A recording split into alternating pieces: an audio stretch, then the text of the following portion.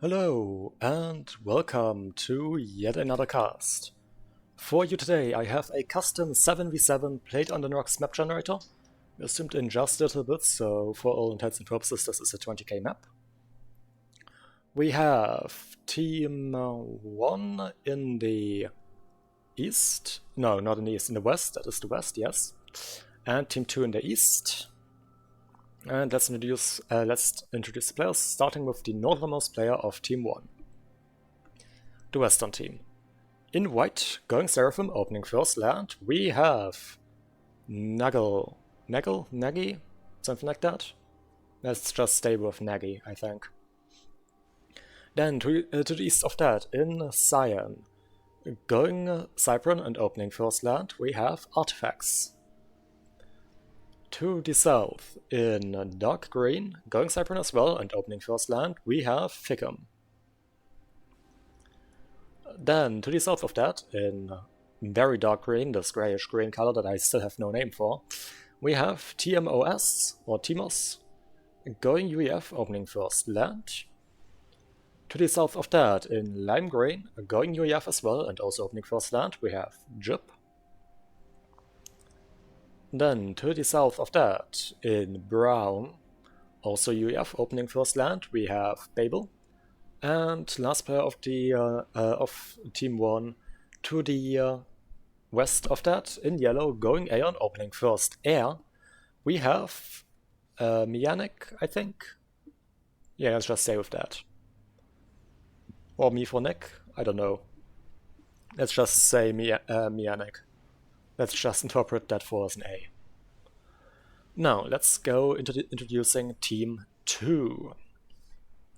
On their southernmost position in Piss Yellow, going UEF, opening first land and opening first land, yeah. I think I already said that. We have Veranicek. Then, to the west of that, in orange, going Aeon, opening first land, we have Kirink. Yeah, Kirink. No, Kirank. Words. Hard. To my excuse, I have to say it is exceptionally hot right now. Because here in the European summer is starting to hit, and thus, well, we are suffering from a serious lack of air conditioning in Western Europe. As sad as it is. But anyway, to the north of Kirank, in green, going UEF, opening first land, we have Lexicon 7. To the north of that, in regal purple, there is Signal Runner, going Aeon, opening first land, I think, but also with an air factory already out. To the north of that, going UEF, opening first land, we have Theosatespan.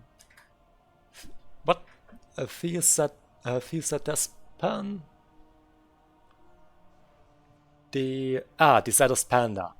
God, that took me a moment. Yeah, no, the Saddest Panda. You know, the fact that nothing of no part of that was capitalized threw me off. But they are going UEF, opening first land in hot pink. Then to the north of that, in blue, going UEF as well, opening, I think that's first land, second air. We have Verti.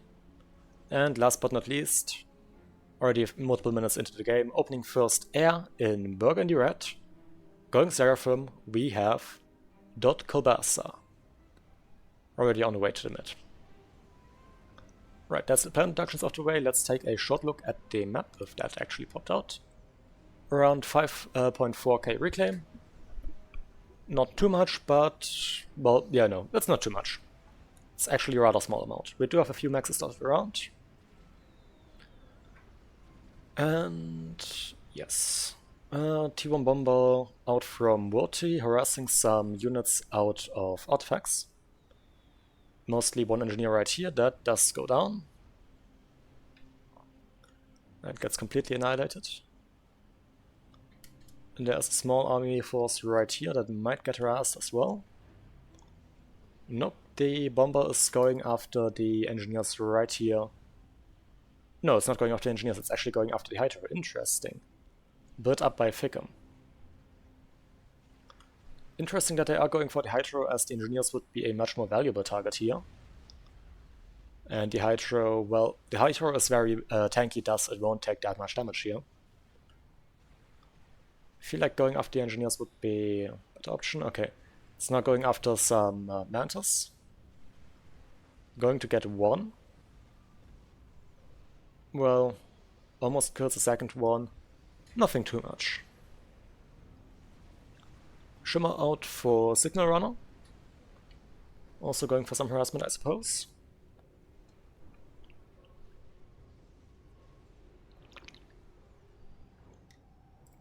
Yep, going after some Engineers right here. And successfully picking off one with the high AoE that the bomb on the Shimmer gets. Turning around and going after the second Engineer. That is desperately trying to dodge and did succeed. At least on the first pass, and now it's flying over some Sky Slammers and will get shot down due to that. Another bomber in the south. What is that going for? Well, there's some mobile AA, some archers out for Jib. So not too much of an option there. Babel going in very aggressively with that commander after the ACU of Kirank. But Baranichak and Lexicon as well as Signal Runner moving into the general area. That means that very soon we will have a 2v4 situation comms-wise in the area. With 4 commanders against just the 2 of Jib and Babel. That is not really a situation that you want to find yourself in. And Jib now under fire from 2 ACUs. 3 ACUs. Not Jib, Babel. And Jib moving in to try and support their teammate. However, Babel taking a lot of fire, now also from some supporting spam out of Kurank.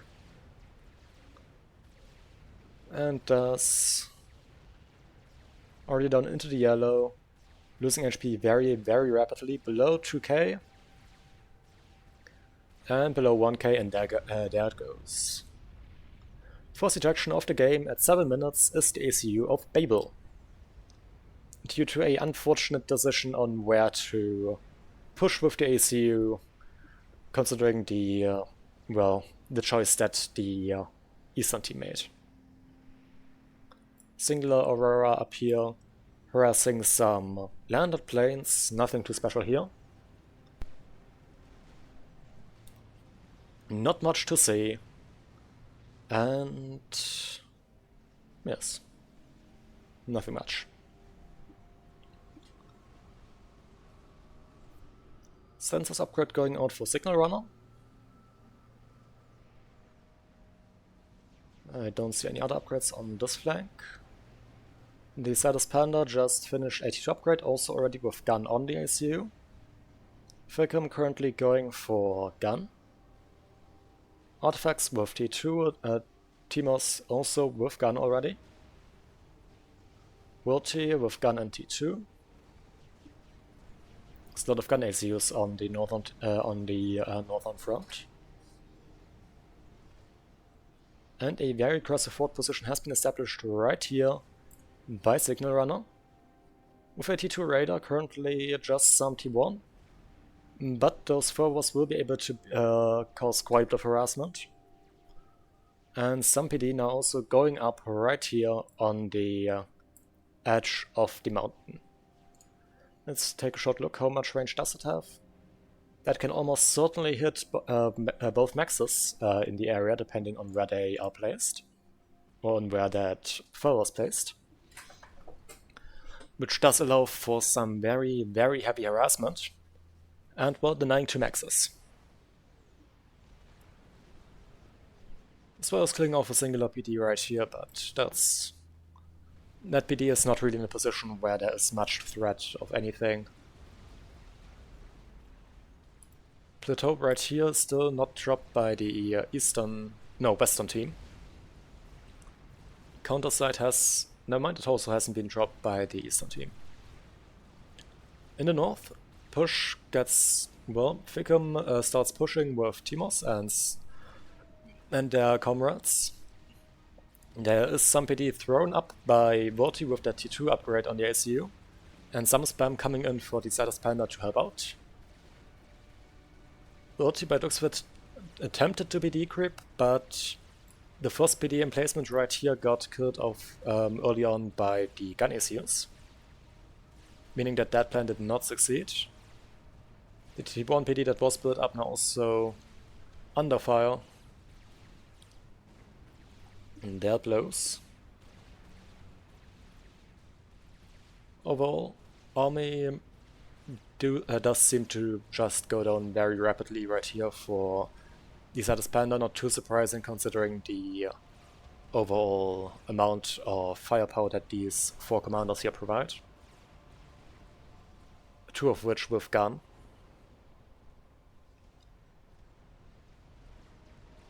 Ficum points out that they should probably build a radar at the front, and that is definitely a very good call, as radar is very important. And goes forward a bit to take out a Betrayed right here at the front. Takes some Scorcher Fire.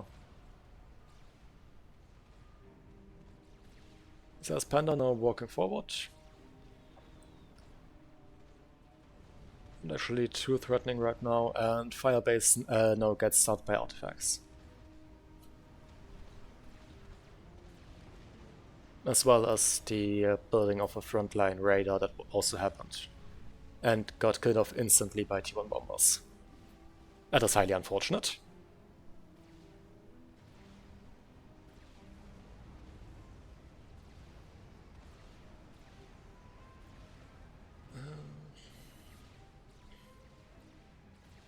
Sadus Panda now using the parachute to provide additional HP onto the ACU. Just slowly creeping forward, also giving cover to Vorti, who is currently starting to build up some triads. Counter Cerberus batteries now built up by artifacts to deal with that. And those will successfully deny this triad. Well, maybe not, since there is a parachute now that just, again, sucks up some damage. But no, Vorti decides that this is probably not worth it and pulls back. Ficum going for stealth. More PD built up by artifacts. And a small raid up here by Signal Runner. I'm not sure how that got there. But it killed off 1 max right here. About to kill off a second one that just about finished, or was just about to finish upgrading to a T2. The one up here is also definitely under threat. And looks like there are just transports flying over, creating drops in the backline of the western team. And that's a ferry command, so yeah, we have a ferry beacon right here, or transport beacon, on which the factory is assisted, meaning that all units built up of the factory prepare to get onto a transport. And as soon as the transport flies back, it will pick up all units that have collected to be ferried over by, again, being assisted onto the beacon. And will just ferry those over. Ferry commands, very nice feature of Supreme Commander, as they just allow continuous support of delivering units over vast distances.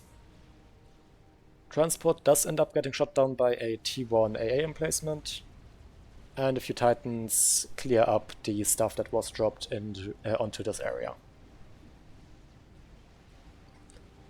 So Timos can expand back into that. Ficum and artifacts start pushing forward again, going after a Triad at the front line. Very successfully so. Artifacts immediately collecting the reclaim, getting that juicy mass. And Ficum continues pushing forward, maybe trying to deal with Vorti, though that's a very, very bold play. as there is PD being built up, and a not insignificant army that also has a few pillars in them, so a bunch of T2. T2BD right here finished, Verti of course also with the gun upgrade. And we do see Fickham losing a lot of HP, unsurprisingly. They do have nano, so a lot of regen and a whole bunch of additional health, but will it be enough? ACU for Lexicon gets airlifted over by a transport, and with a parachute to boot to provide some additional health. Lexicon does not have gun, but it's still, of course, normal ACU gun, which can still cause a lot of damage. Fickham drops into the red, probably a bit overzealous with that push, with that commander aggression. Down below 1k HP, below 500, and there they go. Blowing up in a nuclear explosion due to their overzealous attempt to harass the Cyprian player. A few stingers from Lexicon move in to try and cause some additional damage, but the shield manages to somewhat successfully block that. And there are some Corsairs moving in, I guess as AA, though interceptors from Kolbasa are already on those, meaning that those don't get anywhere.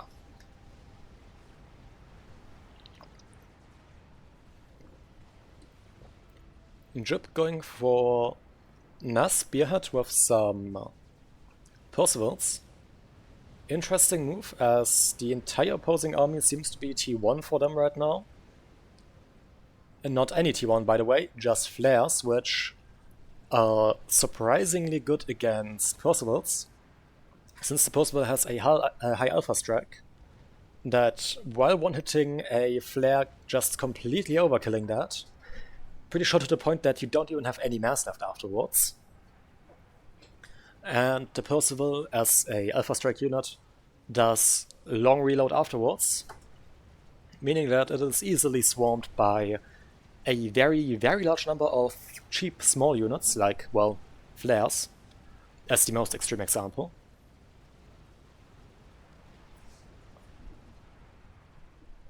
So with that army composition, Titan's probably the better option. There are also a few pillars right here with a bit of T2 for Lexicon, but nothing major.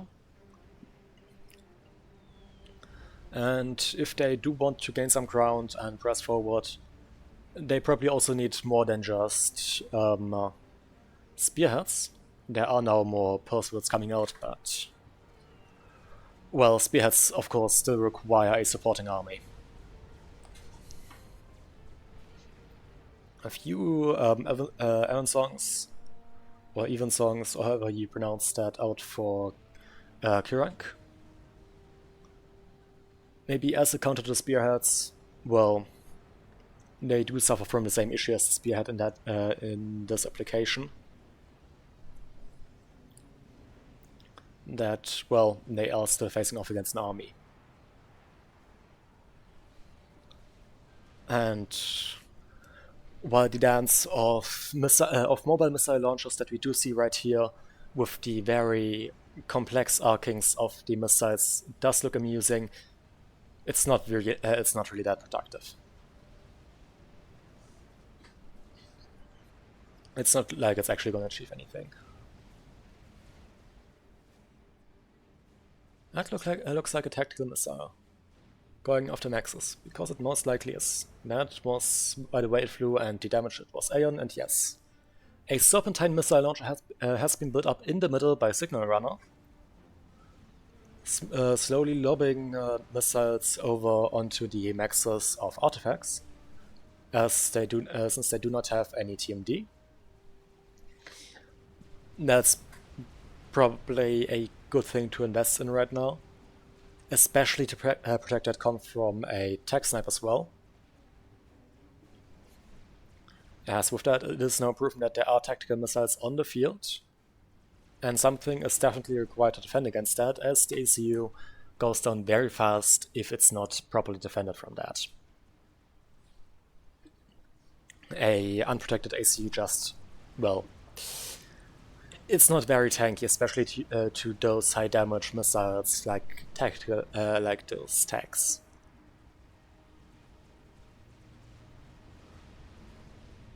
And Jib goes for the push, but, well, not a lot of Percivals and quite a few spearheads.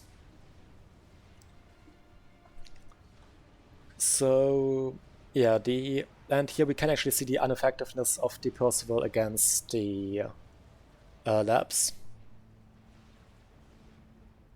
Since those do actually survive really, really long when they have no actual right to survive that long.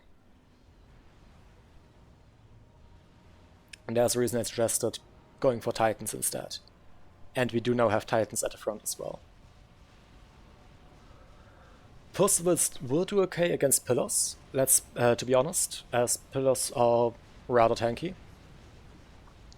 And thus the Percival is a good counter to that. But especially at the but when you're facing T1 and to a slightly lower but still significant degree if you're facing T2 as well, the Titan generally tends to be better. The Percival starts to excel when you are facing off against T3 units. Or experimentals.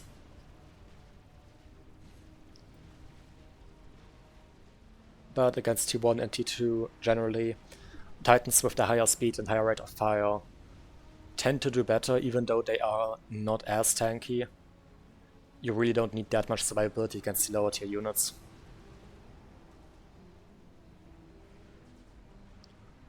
Those spearheads proving to be quite annoying to deal with now, since they do actually have something to fire at, due to just the sheer volume of missiles that a spearhead fires. Since, yeah, every spearhead fires a volley of 3, which generally causes a lot of damage, and 3 missiles in quick succession are hard to defend against, because lots of TMD might get 2 of those missiles. Like, I think Aeon TMD can get the first 2, a regular TMD can maybe get the first and last missile, but again, that still leaves 1 missile unaccounted for that's just going to land.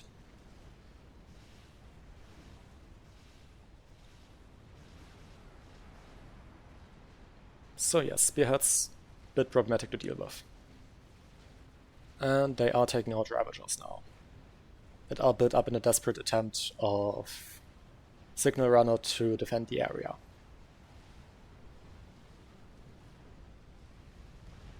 The Firebase continues to exist for Signal Runner, and a small runway of a few strikers right here has made it in for the Decisive Panda into this general area. Not like there's much here that will be able to do, but it will be a bit annoying.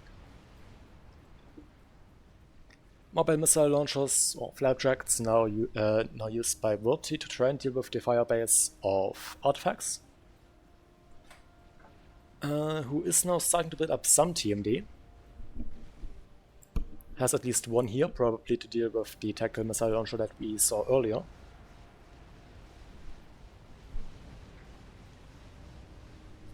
But with the presence of flapjacks now on the now out for Verti, there is definitely the necessity to build up more TMD to hold the area. In the south, in the meantime, the push for Jib does continue. Kurenk brings in the ACU to try and deal with that. That is a heavy shield double gun ACU, so it will be able to both take a bunch of punishment and deal it out, dish it out. And even facing against Percivals, it shouldn't do too badly. Especially if Kurenk has some nice overcharge capacity. Which I'm not sure if they do. They have a bunch of E-Stars, so they should be able to do fine.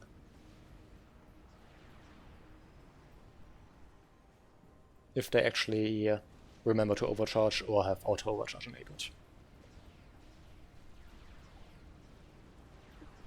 And I am aware that auto-overcharge is not the optimal solution, But it is still better than not overcharging at all, because, well, you save yourself from the micro of having to overcharge, with the drawback of not having the always the most effective overcharge.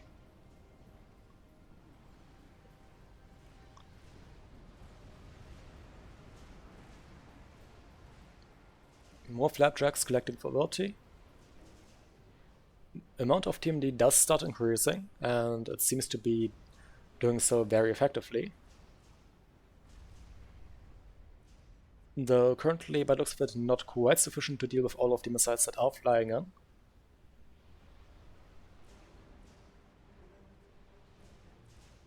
Since a lot of those do still get through. But Artifacts is still building up more TMD to hold off more of those missiles.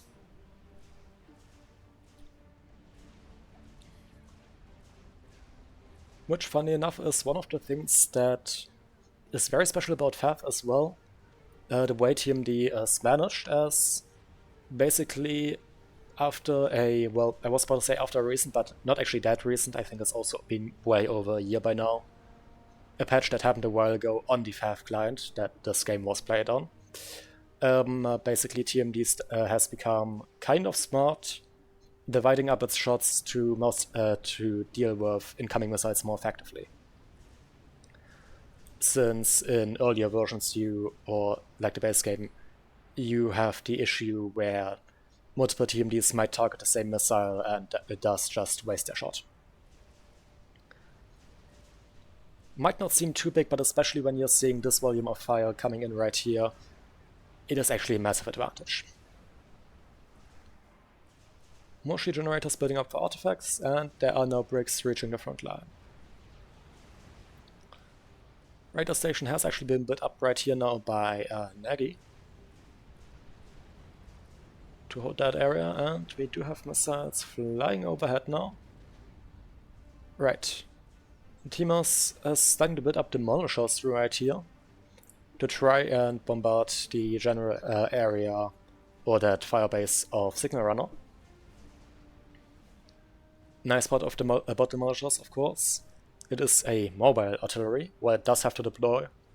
Once it's finished with its job, it can just switch target, or not just switch target, it can move onto a more useful position and cause more damage. Something that T2RT, that could also be utilized in the situation, cannot do. Since T2 artillery is of course stationary.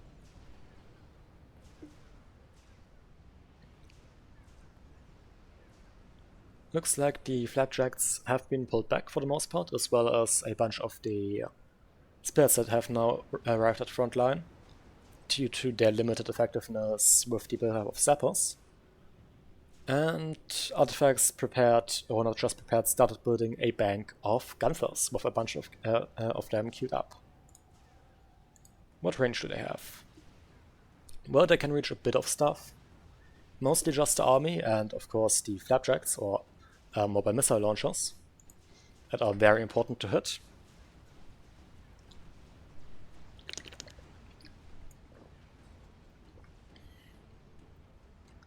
Shield now built up right here for Nagy on the position right here, with flag being built up, and by looks of it also a bunch of TMD queued up to defend that. That Raider is upgrading, so end goal right here is a Omni, the T3 Raider, providing maximum coverage. The spearheads start retargeting onto this, and the engineers immediately start work on the TMD to defend. Now, as already pointed out, the spearheads rather effective at overwhelming TMD, at least small numbers of TMD. But there is already more being built up to defend more effectively.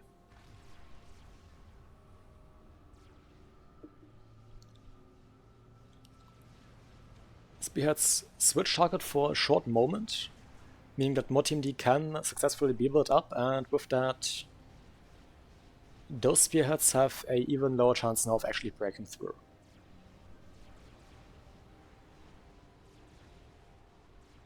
few missiles do land. A new shield generator has been started by Nagy. And if that finishes, that will probably buy more than enough time to build up any team leader that would still be missing to fully defend. Okay, that is more team D once again being built. Now with a shield, which just basically delays for a few volleys until the damage can come in.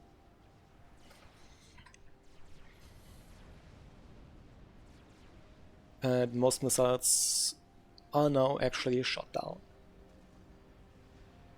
With some nicely placed duelists also redirecting a few missiles back over to the army of Bertie. Nagy now also starting construction of T2 artillery. Wait, that's not TMD, that's T2 artillery. That was queued up earlier as well, I think. Well, there's also a way to deal with those spearheads. Mass demolishers for teamers successfully annihilate the firebase that once belonged to Signal Runner. And restorers now being utilized to deal with a small run-by or single possible that managed to run past for Lexicon. In the meantime, Jib started a Fat Boy. Any other experimenters? Yep, a GC underway for me for Nick. Anything else? Does not look like it. Doesn't look like we have any other experimenters currently being built. Unless I missed one that was already finished. But I don't think so. No. Okay. Gunships are also harassing some stuff general in the middle area. But transport now being utilized to airlift over some T3 engineers to, well, claim the mid-plateau. Immediately getting a T3 land factory up, which will most certainly allow production of some very, very nasty T3 land.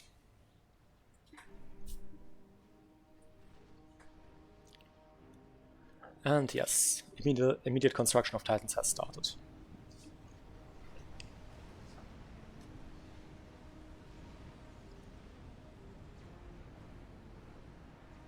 And Jib preparing for another push. And I did miss an experimental, there is actually a GC out for Signal Runner. Moving to the front line with Jib, or to Jib's front line. Now that will probably be able to stop a significant army like this one. Especially since this army is still mostly spearheads. Not sure what the play right here is, as, again, spearheads not very effective at dealing with armies. Super effective at dealing with firebases and stuff like that. Against armies and especially experimentals, not so much. The GC just completely crushing the army of Jib right now. Sucking up those units with the with those deadly tractor claws. Annihilating them. Fatboy for Jib is around, well, 67% done. Not around 67% done. They, that was how far it was done at that moment. Was about to say about 50, but then I actually took a closer look how far it was done. But it is getting along very fast, so might finish in time. That push with the GC does continue. Jib finishes an experimental, but it is not the Fatboy. If you look in the backline, it is actually a Novax. So Jib going for some standoff tech in the meantime. Up north, Spearhead's now just utilized to be a nuisance in the backline, threatening a few maxes further back. Jib finishes another experimental. It is a Fatboy this time, indeed. Forces a retreat from the GC. Some strats also in for me for Nick. to harass some stuff. Or, most importantly, harass that GC. And thus causing some decent damage there. 1 second. Right, just set a turn on my light right here because I am recording this in the evening and thus I prefer to have a small light on at least. And then it starts getting darker. Fatboy now starting to push forward with its small supporting army. Actually constructing some units, but it looks fit some engineers, maybe for reclaim purposes. Nice to see the factory capabilities on the Fatboy actually being utilized for once. I feel like I don't see that often, even though it is a very, very powerful feature. And that the Fatboy, also something that was changed by Fav, can produce while on the move. Now actually building a possible. A change that happened to all mobile factories after the entity of the unit that is actually the factory, or well, the factory itself became a sub-entity mounted on top of the unit. Basically. Meaning that technically the unit itself is no longer outproducing, but yeah, you have a small addition on the back. You can't really select that easily, that is producing the stuff. Which again is handled as a separate unit, thus meaning that you can give that one separate orders to the unit and thus can move it while producing. Drop in a Illumina comes in from Signal Runner, gets immediately shot down. Was just trying to drop off some engineers by the looks of it. GC from Mapgen has been gifted over to Jib, as they are the one microing the front line. GC for Signal Runner is pushing back into the front line to deal with the army right here. Fatboy is closing in. GC right here is still standing still for the time being.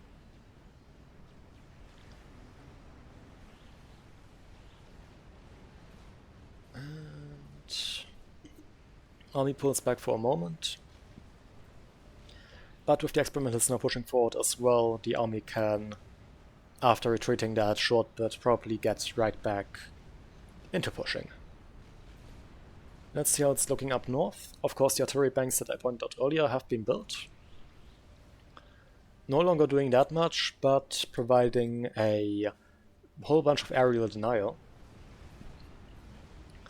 Megalith has been built up by artifacts. And a Owasa, the experimental bomber of the Seraphim, a unit we don't see that often here on the channel, I think, has been built up by Nagy. That one can definitely be a big issue if the air of the Eastern team gets distracted, since that bomber causes ridiculous damage. Novak's picking off some targets, currently focused onto the base of Lexicon, but the base is mostly shielded, so wouldn't expect too much damage to be done right here. At least not from one Novax. Jib does continue the push. Actually took out the GC right here. The GC that was gifted over to Jib, very low HP, so just about made it out of that engage. Pulls back, I guess, to regain some health. Few strike bombers do come in for Lexicon to try something, but Mifonic getting being right on the ball and catching those immediately with the ASF. I think I at the start of this game I said that I would probably pronounce it Mianic, but well, guess I changed my mind.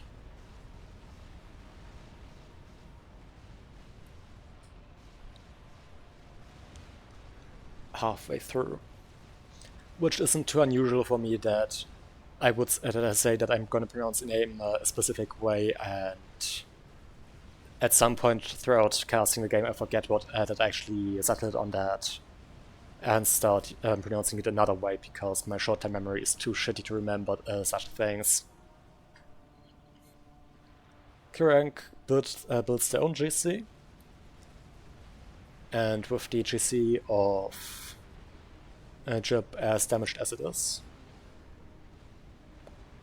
Where is it? Right here. For some reason couldn't properly hover over it, not sure why that is, or why that was. Yeah, just about 3k HP, which is basically nothing for an experimental. But would you look at that, Jib starts building a Maver. The T4 artillery of the UEF. A very ambitious project, as that is one of the most expensive units in the game. Fatboy for Jib does continue pushing. The shield on the Fatboy for Lexicon has gone down. The one on the Jib's Fatboy now as well, but I think Lexicon will lose it, and yep, there it goes. Without the shield, Jib's Fatboy of course taking a lot of damage there from the remaining shots. Down into the red. Shield now slowly regenerating, but it will take some time.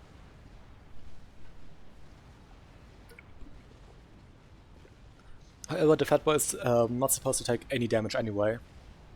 More of a long-range unit. It's supposed to be kept at a distance and firing, providing long-range fire support. If we look onto the mid-plateau right now, it looks like the situation that we had earlier with the firebase by Signal Runner has now been completely flipped, with mass demolishers out from Timos, bombarding the stuff of the eastern team. Demolisher range isn't as good as tactical missiles and T2 artillery, but they do still have a sizable range. Do get moved up, which does put the T2 radar right here right into the fire range. And that will be very annoying to lose, as, well, it is radar. It provides vision, intel, stuff like that.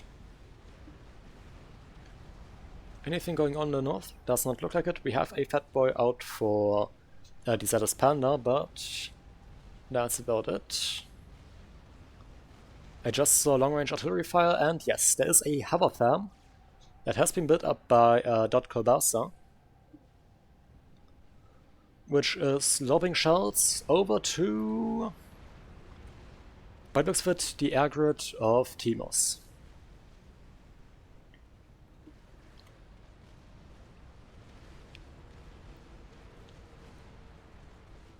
The GC of Kirank did finish and is now starting to push in. Novak satellite, bunch of strat bombers, and now the older GC do move in to deal with that. Fatboy has actually regained its shield, and thus is now protected again. Also, with the third rank of veterancy, actually some sizable regen at 95 regen. That is a whole lot. Only 16k HP though. So Fatboy pretty low HP, and since when are the tracks on the Fatboy animated? I thought those were just a texture that stayed the same. Wait, were the tracks on the parachute also just animated? Did I just see that correctly? Wait, no, those are wheels. Did they... was there a patch that just made it so that tracks and stuff, if visible, have an animation? Because if so, that would be amazing.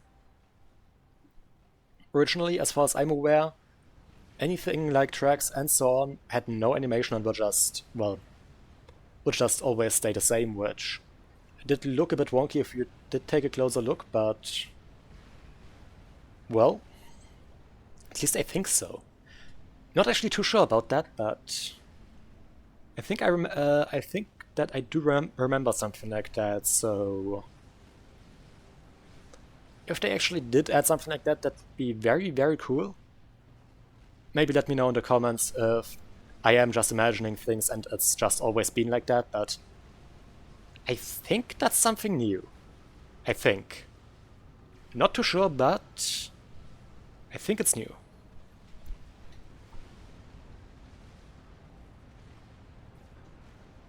But yes, it's always amazing to see games even as old as this one still just receiving the love that it receiving the love it deserves, even if it is from the community and not the original developers as well. I mean, you can't really fault the original developers for stopping development on a game that came out in a time where games were published in a finished state, or mostly finished state.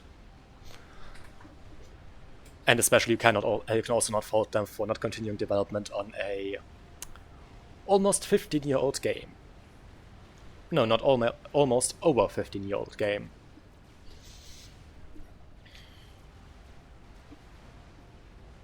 Actually, 17 years now, or almost 17 years. But yes, it's nice to still see that the community does give this game the love it deserves, with the Valve client, with changes like that happening. I think it's a change. Don't have to look into just the base game, boot that up, and see if there are animations on that stuff. And with my ramblings, I completely missed the fact that there is a nuke launcher. A Stone Ager has been built up by Verti. Where is that targeted? Well, Artifact's currently going for Teleporter with no SMD in the area. Routed to the spot on an upgrade, and the nuke is flying that direction. I think we might just see Artifacts dying to a... yes. To a nuke. There they go.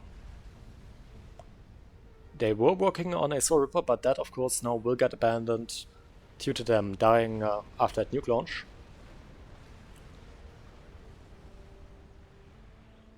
As soon as the stuff gets handed over. Nevermind, looks like it was far enough ahead that it did actually get gifted over. And the base was handed over to Jib, as they are the highest rated players still remaining on the team. Looking at the scoreboards actually for the, on rating for the first time, they were the highest rated player in the game, so not just on the team.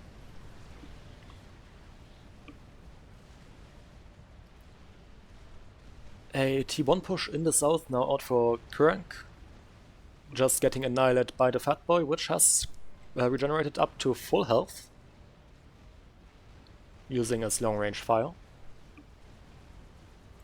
And the Veteran C. And the Fat Boy, of course, just annihilating T1 with its area saturation from the long range fire, from those long range batteries right here.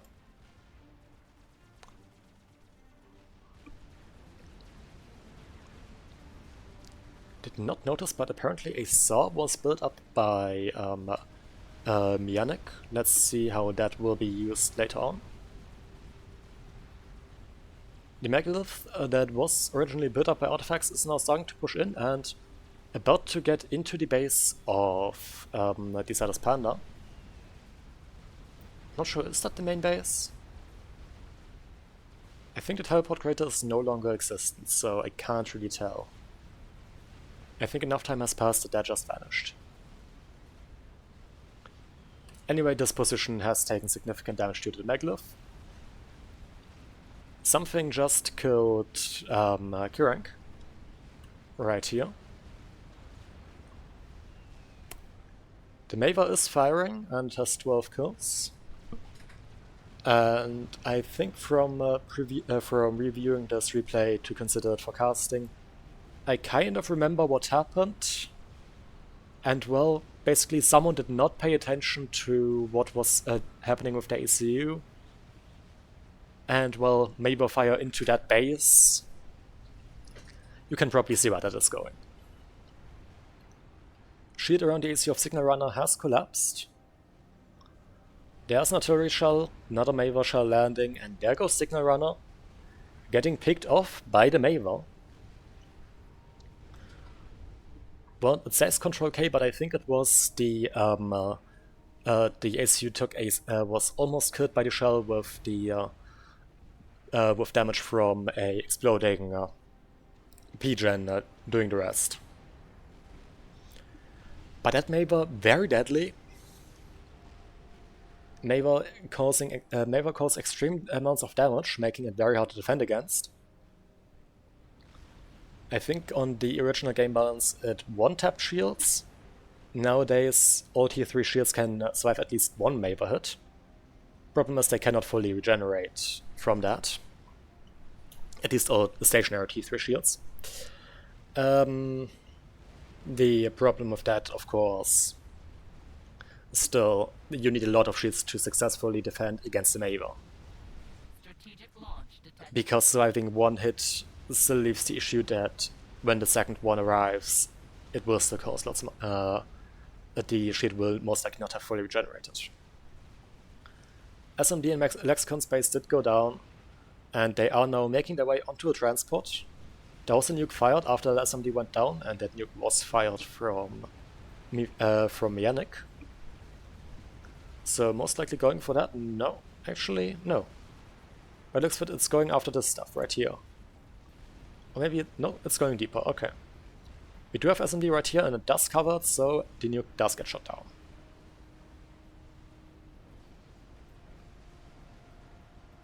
And it looks like Lexicon will make it out of that base with the transport. Getting into the back line safely.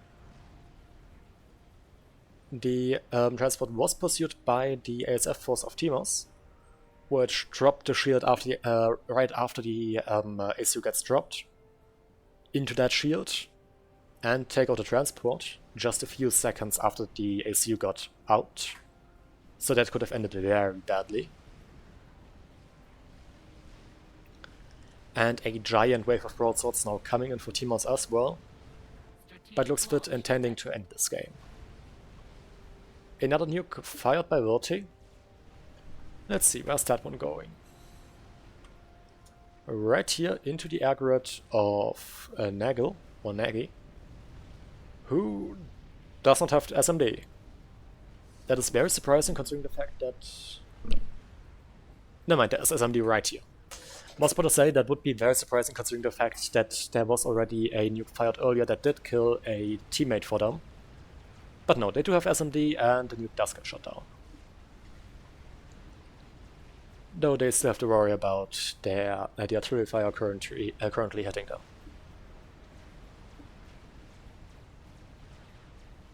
The UASA goes in for another attack. Let's see what that will achieve. A few gunships try to go after the radar site right here. UASA goes in. Well, it does get dropped by significant amounts of AA, but it does kill off a significant amount of T3 units as well.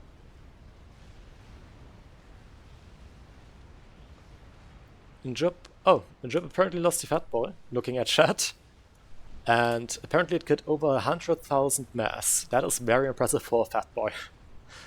Sadly, I did not get a chance to look at how much it actually killed before it died. Very unfortunate. It will be missed.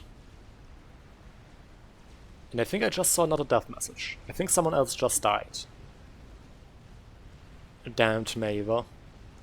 Just killing off players.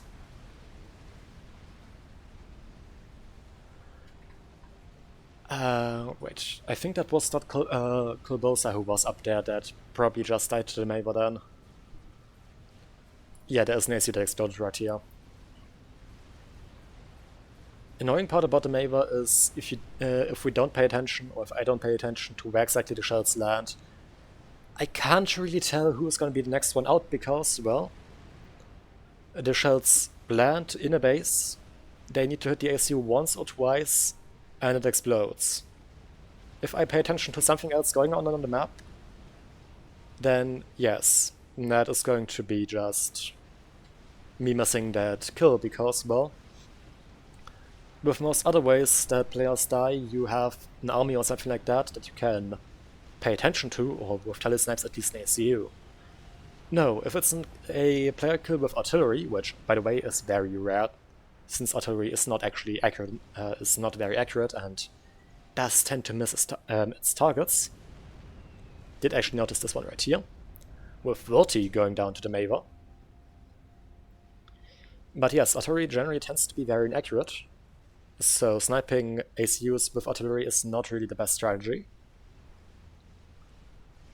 Though that Maver is suspiciously accurate. Not sure what's going on there. Like, even for a Maver that does tend to be very accurate, that's getting dangerously close to pinpoint accuracy, which the Maver isn't. Well, it was an original, in the original game balance, that is no longer accurate due to changes made by FAF, due to which the Maver isn't pinpoint accuracy, as far as I know. It's not supposed to be, because that is too overpowered, as you can just snipe ACUs with that. Teemos going for a strat snipe onto the ACU of the Zardos Panda. Again, something that you can actually pay attention to and can actually notice a lot easier, because you have a wave of strat bombers moving across. Not just a random artillery shell hitting a spot. If you haven't noticed, not a fan of the strategy of sniping a ACU with a Maver shell. Or with artillery shells in general. Yes, it works. It's not fun to cast because you have no fucking clue where the ACU or how that ACU died, basically. Unless you paid attention to that a few times and are aware that that stuff is just going on. Which I do, luckily, but yes, no. That's a bit annoying. Lexon by looks of it getting on transport, or well, not getting on transport because that transport just moved away. To maybe get out of there. No, they no longer have air control, and if that does get noticed, then they are very fast on to just get picked up by the ASF and die. But there's transport. Does the artillery shell collide with the transport? No. That would have probably been the most worthy death, just dying due to an artillery shell hitting the transport. But it looks like that has been noticed, and yep, they are aware that that is a transport. So that with the AC on it, and well, that will just die now. There it goes. Also, I think, yeah, till the end, the Maver has not actually been scouted. Another thing I need to point out, Scouting. Scouting saves lives. Because, well, you see the game enders coming. Always remember to scout your enemy. Especially if they start lobbing shells out of their bases and you don't know where from exactly. Scout the bases. For the love of God. Right. Yeah, I hope you enjoyed this. First cast after, well, name change and stuff like that.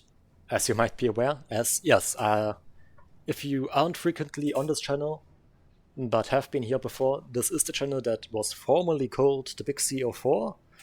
Have been unhappy with that name for some time now. Finally have something that I like more, I guess, in strategic links. Probably gonna stick with that name for some time, as I am actually happy with that one. I think I have had the name Big CO4 now for around 6 years, and it started basically as, good enough.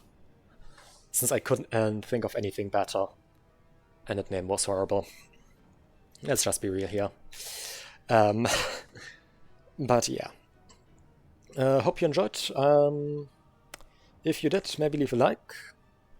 Or don't. I can't force you. Subscribe if you want to be notified when another cast like this does come out. I am considering I might actually start playing Homeworld on or uploading Homeworld on the channel. It is currently I basically set it on having it as next game that I will stream on the side from casting Subcom.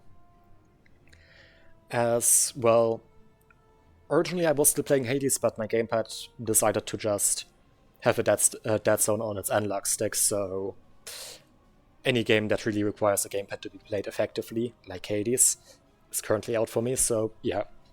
Probably gonna go back to an RTS and made the decision to play Homeworld. Because, well, Based on everything I know, it looks like an interesting game. Never played it, so it might be entertaining. If you want to see that, maybe also subscribe, see when that comes out. Hopefully I actually remember to start recording this time. But yeah, more Subcom will come, or more casts will of course also come out every Wednesday. This was streamed live on Twitch, link to that will be, as per always, down below in the description. Which just reminded me I also need to adjust links on all my previous videos to actually be the new Twitch link, because Twitch has the nice thing of having your name in the link, which has the unfortunate side effect of if you change your name on Twitch as well, the link with the old name is no longer valid because, well, that's now free to take for someone else. But yes, I hope you enjoyed this. Cast. Hope to see you again in a future one, or maybe in the homeworld content as soon as I do start uploading that. That might also be more heavily edited. Not sure about that yet. But yeah, hope you enjoyed. Hope to see you again in a future piece of content. And till then, bye.